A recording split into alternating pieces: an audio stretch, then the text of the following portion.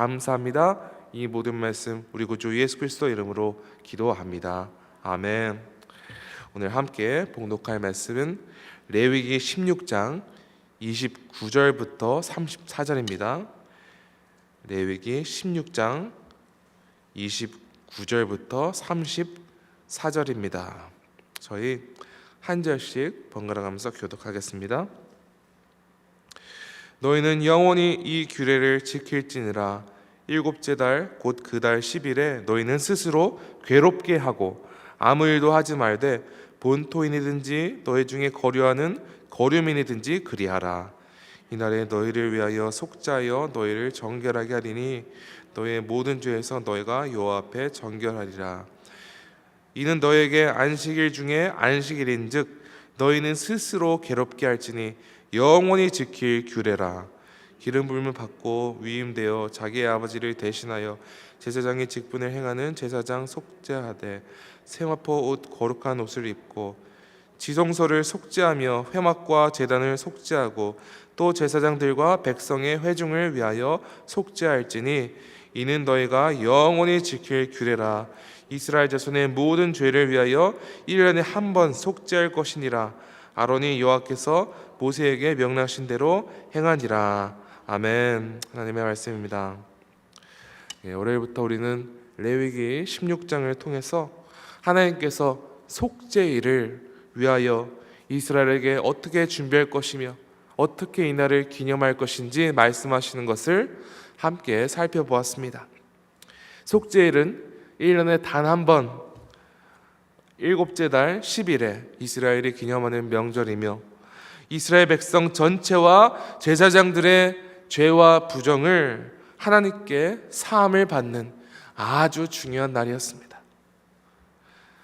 그리고 거룩하신 하나님께 죄사함 받기 위해서는 하나님께서 명령하신 대로 준비하고 완벽하게 실행해야 했습니다. 그래서 오늘 본문 레위기 16장 32절부터 33절은 여호와 하나님께서 속죄일에 대해 주신 아주 구체적인 규례들이 무엇이었는지 간략히 두 구절로 정리하고 있는 것입니다. 제가 한번 읽어보겠습니다. 기름 부음을 받고 위임되어 자기의 아버지를 대신하여 제사장의 직분을 행하는 제사장은 속죄하되 세마포 옷 거룩한 옷을 입고 지성소를 속죄하며 회막과 제단을 속죄하고 또 제사장들과 백성의 회중을 위하여 속죄할지니. 그래요. 32절은 대사장 직분을 행하는 자가 하나님 앞에 나아가기 위해 자신을 정결하게 하는 규례에 대해 기록하고 있죠. 자신의 몸을 물로 깨끗이 씻을 것을 명령하였고요. 또한 하나님께서 지정하신 세마포 옷을 입고 하나님께 나아가도록 명령하셨습니다. 그리고 33절은 지성소와 회막과 제단을 위하여 속죄할 것을 자세한 규례를 주셨고 또한 제사장들과 이스라엘 온 백성을 위하여 속죄하는 규례에 대해 기록하고 있습니다.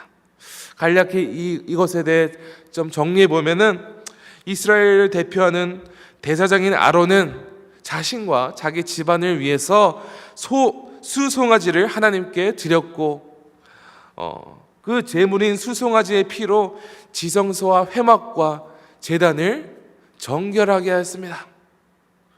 또한 이스라엘 온 백성들의 죄에 대해 사함받기 위해서 염소 2마리를 준비했죠. 한 마리는 하나님께 드리고 한 마리는 이스라엘의 온 죄를 그 염소에 전가하여서 광야로 보내버렸습니다. 이것이 우리가 이번 주에 살펴본 그 속죄일에 대한 규례였습니다. 이와 같이 하나님께서 명령하신 속죄일을 위하여 대제사장과 모든 레위 족속들이 그 주의 말씀대로 준비하고 실행해야 했습니다. 레위 족속과 대제사장은 속죄일을 위해 하나님께서 명령하신 모든 규례들을 준비하고 집행하도록 부름받은 자들이었죠. 그런데 레위 족속 외에 다른 이스라엘 백성들은 그렇다면 아무것도 하지 않고 가만히 있었습니까? 아닙니다. 하나님께서는 이스라엘 온 백성들과 심지어 이스라엘 가운데 머무는 거류민들, 즉 이방인들조차도 그들이 그 땅에 있는 한 반드시 지켜야 할 아주 중요한 규례를 오늘 본문에서 말씀하고 계십니다.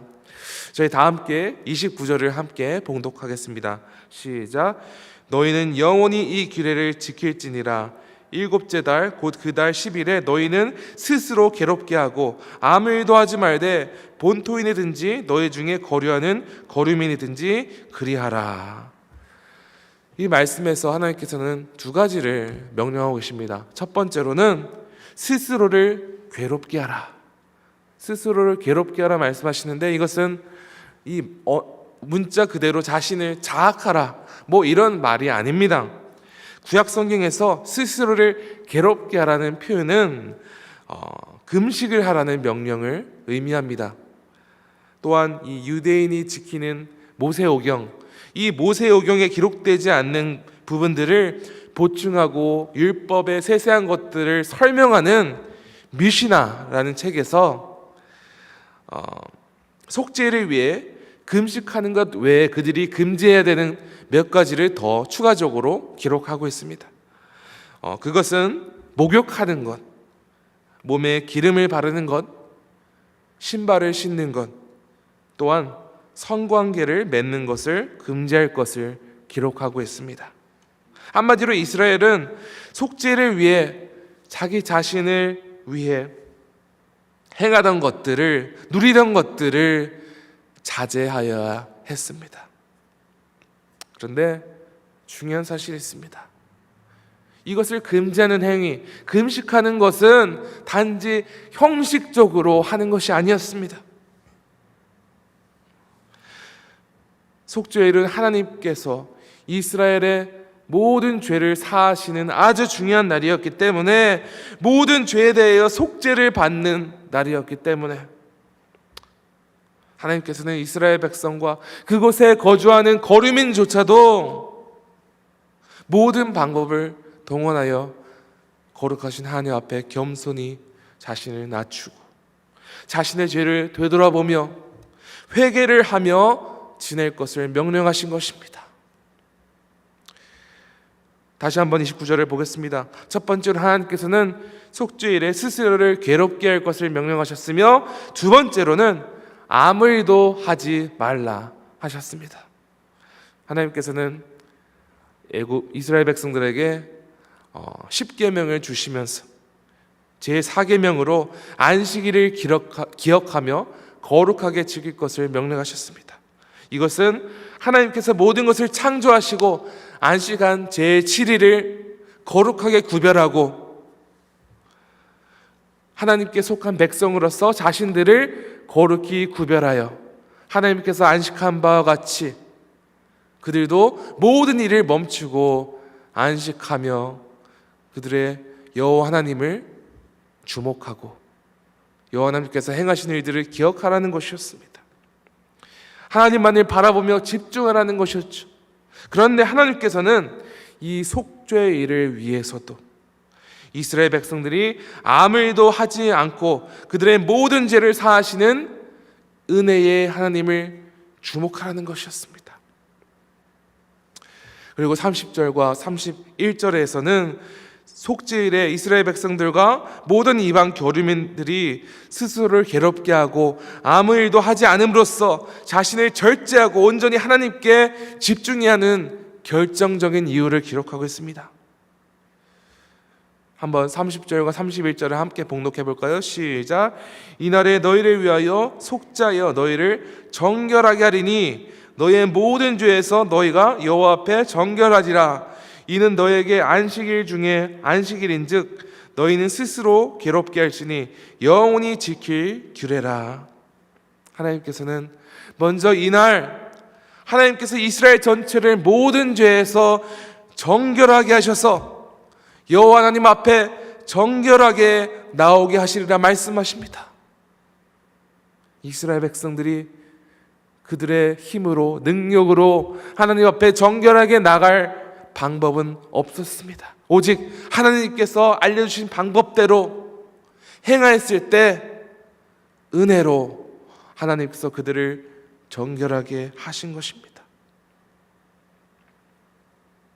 그래서 이 소식은 이스라엘에게 있어서 참으로 기뻐하고 감사해야 될 소식이었습니다. 그 누구도 거룩하시고 흠이 없고 온전하신 하나님께 나아갈 수 없으나 하나님께서 은혜를 베푸셔서 그 속죄일의 규례들을 행할 경우에 그들을 정결케 하시고 그들이 만든 성소 가운데 하나님이 거하실 것이기 때문이었습니다. 그래야 하나님께서는 이 속죄일을 영원토록 지킬 안식일 중에 안식일, 즉 그들이 거룩하게 지켜야 하는 날임을 강조하셨습니다. 자신을 되돌아보며 은혜로 그들의 죄를 사하시는 하나님을 평생 기억하며 이 날을 기념하라 말씀하신 것입니다. 여러분, 그렇다면 이 속죄일은 오늘 시대를 살아가는 그리스도인들에게 어떠한 의미를 가지고 있습니까? 분명한 사실은 더 이상 우리는 구약시대처럼 1년에 한 번 속죄일과 관련된 모든 규례들을 지키지 않아도 됩니다. 구약시대 이스라엘 백성들은 하나님께서 명령하신 이 속죄일의 규례를 지켜야만 하나님 앞에 정결한 자가 되었으나 우리는 영원한 대제사장 되신 예수께서 자신의 몸을 십자가에 희생하심으로써 우리의 모든 죄를 대신하여 짊어지시고 죽으심으로써 단번에 우리 모든 죄를 사하시고 우리는 주 앞에 정결한 자가 되었습니다. 히브리서 저자는 이러한 영적 현실에 대해 10장 19절부터 20절에서 이렇게 말하고 있습니다. 그러므로 형제들아, 우리가 예수의 피를 힘입어 성소에 들어갈 담력을 얻었나니 그 길은 우리를 위하여 휘장 가운데로 열어놓으신 새로운 살 길이요 휘장은 곧 육체니라. 예, 그렇습니다. 예수의 피를 힘입어 우리는 매일 거룩하신 하나님 앞에 나아갈 수 있습니다. 거룩하신 하나님과 매 순간 교제를 나눌 수 있습니다. 영원한 대속물이 되어 십자가에 죽으신 예수님으로 말미암아 우리의 죄에 대하여 영원히 사함받았으며 하나님의 자녀가 되는 권세를 얻었습니다. 그러므로 하나님께서 이스라엘 백성들에게 자신을 괴롭게 알고 아무 일도 하지 말라 이렇게 말씀하시고 자신을 겸손히 하며 하나님께서 그들의 죄를 사하시는 그 은혜의 날을 기억하고 기념하라 하신 것처럼 우리는 매 순간 우리에게 베푸신 그 은혜, 구원의 역사를 주목하며 기억하며 거룩한 하나님 백성다운 삶을 살아가야 합니다. 여러분, 우리는 결코 형식적인 종교 생활을 하는 사람들이 아닙니다. 주의 은혜로 새롭게 거듭난 그리스도인들은 매 순간 자신이 은혜로 살게 되었음을, 은혜로 살게 된 백성임을 기억하고 마음에 새기고 은혜를 입은 백성답게 살아가야 합니다. 여러분, 주의 은혜를 입은 백성답게 살아가는 것은 무엇을 의미합니까? 예수께서 우리를 사랑하시기 위해 모든 것을 희생하시고 자신을 낮추신 것처럼 우리도 하나님께서 우리에게 맡기신 영혼들을 섬기고 그들을 위해 헌신하기 위해 우리 자신보다 다른 영혼을 더 위하고 그들을 위해 헌신하는 삶, 이것이야말로 주의 은혜를 입은 자의 삶입니다. 주의 백성들은 더 이상 우리 몸은 내 것이 아닙니다. 우리의 인생은 우리 자신의 것이 아닙니다. 주 예수로 말미암아 새롭게 거듭났다면 우리는 주께 속한 몸이며 주께 속한 인생인 줄 믿으시기 바랍니다. 우리는 더 이상 내 몸을 내 소유로 여기지 않고 내 인생이라고 말하지 않고 우리의 인생도 주의 뜻을 위해 온전히 헌신하며 살아가야 돼야 마땅합니다. 이스라엘 백성들이 1년에 한 번 속죄를 기념하였다면 우리는 매일 매순간 하나님께서 우리에게 행하신 일을 기억하고 그 은혜에 합당한 삶을 살아갑니다. 이것이야말로 하나님께서 말씀하시는, 하나님이 기뻐하시는 살아있는 예배인 줄 믿으시기 바랍니다. 하나님께서는 겉으로 보이는 형식적인 예배를 원치 않으십니다. 살아있는 예배, 은혜의 감격과 감동이 있는 예배, 오늘 성도 여러분 가운데 이러한 예배의 삶을 살아가시기를 간절히 소망합니다. 하나님께서 우리 가운데 완성하신 구원의 역사를 영원토록 기억하시길 바라며, 영원토록 감사하시길 바라며, 영원토록 그 은혜에 합당한 주님의 백성의 삶을 살아가시기를 간절히 축원합니다. 시간 함께 기도하시겠습니다. 하나님 아버지 감사합니다. 주님, 주께서 우리 모두의 죄를 단번에 해결하셨습니다.